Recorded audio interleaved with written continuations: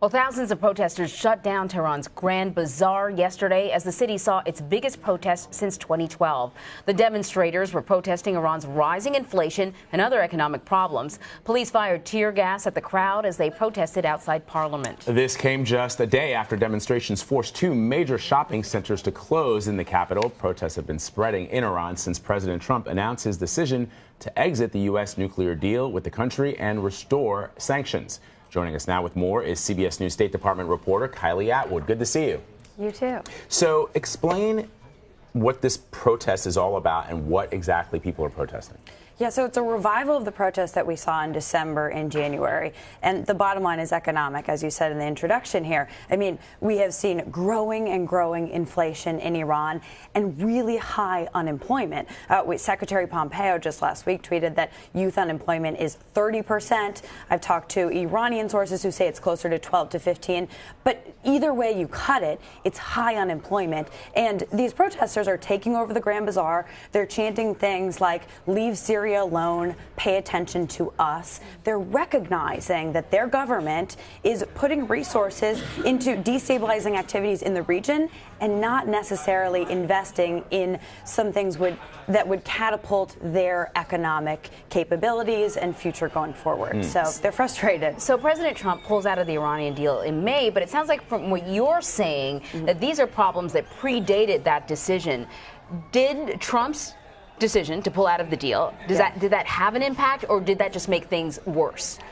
It definitely has an impact, but I don't think you can view it in an isolated way, because even leading up to that decision, there was a lot of unclarity about what the U.S. was going to do. That doesn't bode well for investors, obviously. So no one really wanted to go in Iran because they were worried the Trump administration was going to pull out from this deal. They'd be subject to sanctions. And then the decision came in May, and even then, we haven't seen the full impact of this decision because there's a wind down period. So that's 90 days to 180 days for both those who are involved in the Iranian oil sector and those who are doing business with Iranian banks. So we're not going to see these full sanctions come to fruition until August or the end of this year. And that's when we'll see, some more tangible realities kick in as a result of So then the expectation is that, I presume, that the economy is going to get even worse. Yeah. Exactly. And so, for example, I talked to a State Department official yesterday. They told me that the U.S. has officially asked Japan to stop buying all Iranian oil. Now, Asian markets are the biggest importers of Iranian oil. If they completely cut off all of their imports, the economy in Iran is going to be hit really tough. We don't know if the U.S. has asked other countries who are big importers to do that, but the impact could be even greater than people are anticipating, I think. So let me ask you about the State Department perspective, to Anne-Marie's point.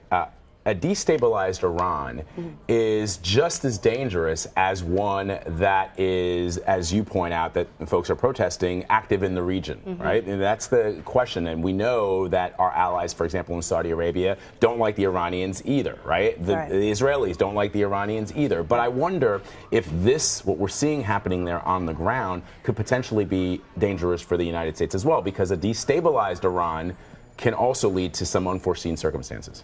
Yeah, I mean, exactly. More destabilizing impacts in the region is not good for the U.S. And some pointed out last week that Secretary Pompeo was tweeting about protests in Iran. Kind of ironic, given that the protests then spurred just a few days after his tweets. But he was saying that Iranians are frustrated. And some question, are you encouraging these protests? Are you encouraging regime change? The State Department came back and said, listen, we're not, advocating for regime change. What we're advocating for is for the regime to change its behavior. And so I think, the State Department is playing a fine line here in terms of what it's doing in the region and what it wants to happen in the country. But have they seen the result of what it is that they intended to see by pulling the United States out of the nuclear Iran deal? In other words, the country may be destabilizing, people may be protesting economic conditions, but does it appear that Iran is not in compliance, because they don't have to be now, since the U.S. has pulled out of the nuclear deal,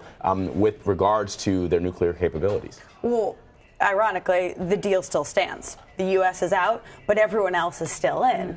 And Europeans are really trying to hold on to this deal because they say it's the only way to control Iran's nuclear capability. And you know, some will say that the U.S. actually wants the deal to hold. They want to get out. The Trump administration wants to make a point, wants to follow through on a campaign promise. All of that, you know, domestic politics come into play here. But it is in the U.S. interest, in some part, for this deal to stand and for the U.S. to push back on Iran in other tougher ways outside of the deal. It just goes back to that whole thing about how all politics is local. You know, for us, Iran, you know, our interest in Iran has to do with its activity on the world stage. But for the people who live there, they just want to be able to work. They just want to be able to buy bread and milk and send their kids to school and just live normally. Right. Yeah, I mean, I have a lot of friends that are Iranian in France, and not one has ever said to me that they don't appreciate the United States or that they hate Americans, or it generally has to do with their government,